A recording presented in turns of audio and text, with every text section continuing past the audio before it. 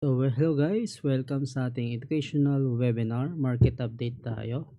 So, date yun ay June 16. So, ngayon lang ulit tayo ng market update.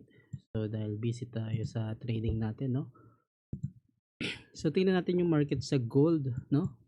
Makita natin sa daily time frame, recently, no, bumaksak siya. So, dahil yan sa fundamentals and today, no, nakarecover naman siya. Nakita naman natin gamit yung ATS signal natin, mayroong buy signal sa baba, no? Nakita natin na mataas yung accuracy ng signal if nasa higher time frame tayo dahil mas solid yung price action, no? Nakita natin naka-recover yung gold pataas dahil yan sa peace agreement ng US and Iran, no, nung Monday. Punta tayo sa lower time frame, 15-minute time frame, no? Makita natin yung galaw ng market sa gold. So last week nakita natin nag-drop siya. Kasama na rin dyan yung CPI, inflation data, and yung NFP report, no? So, nakita natin na malakas yung USD, then yung conflict sa Middle East continue pa rin, no? So, kaya nag-cause ito ng bearish sentiment sa gold, kaya nakita natin bumaksak siya.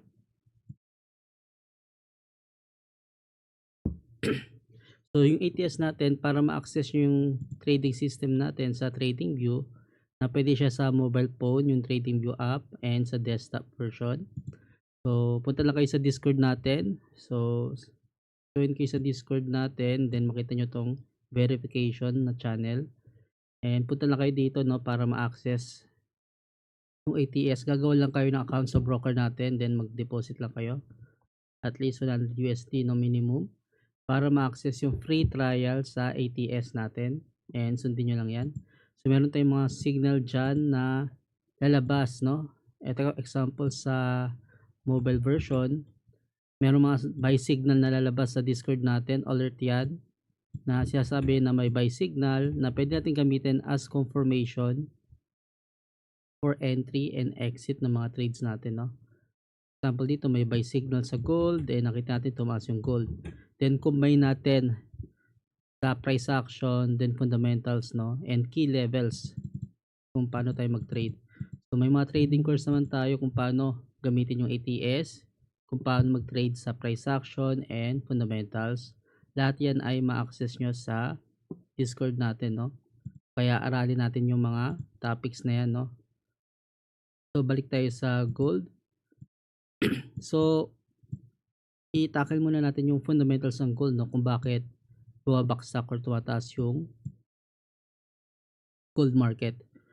So, alam naman natin kapag merong conflict, mag-cause ito ng fear sa market, no? Yung impact nito sa gold ay pataas dahil safe haven ng gold, no? Pag may fear sa market, no, usually bullish sa gold, no? Pero with this market condition right now sa US and Iran conflict, hindi siya yung ganito yung case, no? So, yung Middle East nag-cause ng conflict, so mag-cause ito ng bullish sentiment sa gold. Pero in reality, hindi siya bullish sa gold, no? Yes, nag-escalate yung conflict sa Middle East, pero yung major impact niyan is pagtaas ng oil, no? So if may conflict or disruption sa Middle East na nag-cause ng oil crisis, no? Pataas yung oil.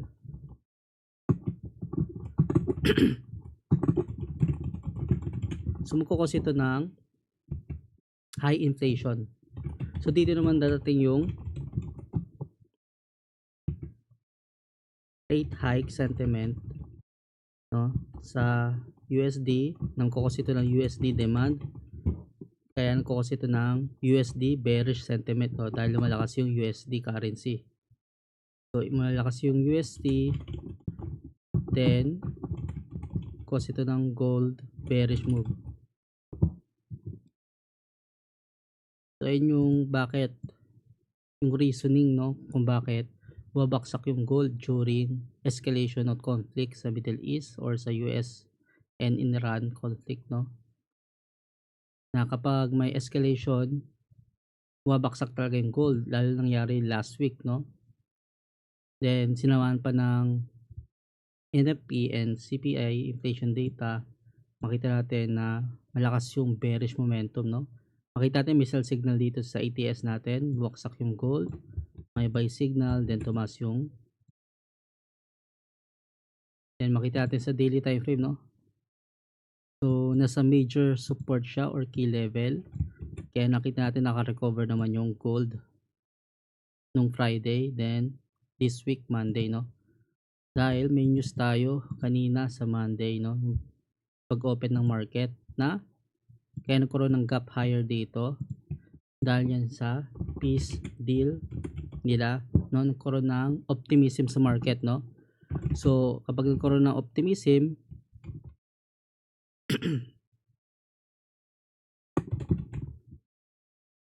so cause it ng bullish sa gold, no? Kaya makita natin na tumaas siya start ng Asian session hanggang New York session, no? Almost 1,000 pips yung tinaas. Kaya nakita natin nag bullish move siya, then recently nag pull back siya, which is normal lang. So may sell signal sa taas, nag pull back higher, then pull back lower, binilikan yung key level dito. So ayan, so yun yung nangyari sa gold market for today, no? So far bullish bias tayo sa gold dahil yan sa fundamentals recently, no? So if mag-continue yung peace talk, no, na may optimism sa market, continue pa rin yung bullish bias natin. So maghanap lang tayo ng magandang buy setup, no? Example, price below key level, no? So next trading session siguro Asian session or London session, if may makita tayong bullish price action, no, possible, then or hold above sa key level, dun tayo maghanap ng bullish setup, no? Pwede rin tayo ng mag-plot ng previous key level dito, no? Pwede natin i-plot yan na possible balikan ng market.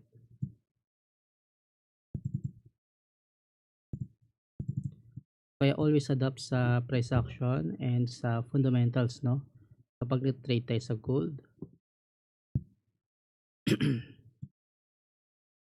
And lalo na sa higher time frame, no, makita naman natin na malakas yung bearish momentum ng gold.